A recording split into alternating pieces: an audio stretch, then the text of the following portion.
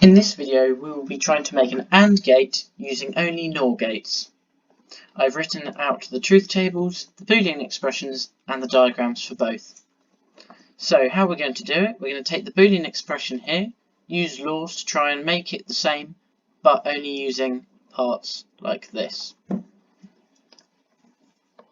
So first of all we will write it out, Q equals AB, and then we're going to apply a not and then a not again, so it's still the same, because the two nots cancel.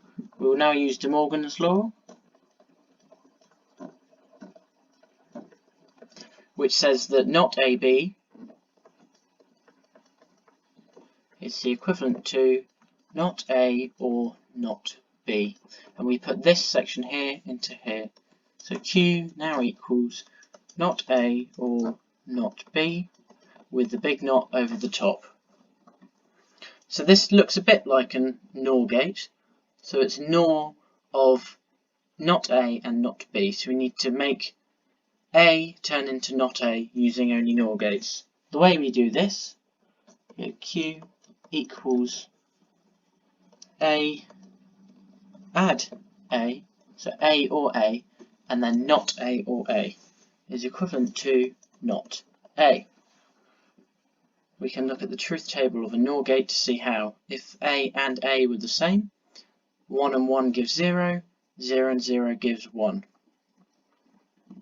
I hope that makes sense. So we're going to draw this out, A and B, and we do the exact same for B. So Q equals B add B, not the whole lot, and that equals not B, same as that was not A. So drawing the whole thing as a diagram, A comes into 2, B also comes into 2, exactly the same, and this is feeding into our NOR gate. As you saw earlier, that output will be equivalent to the opposite, so not A and then not B. And now we've got these two outputs, which will be inputs, that look similar to here. So now we put in another NOR gate. This is a rather big NOR gate.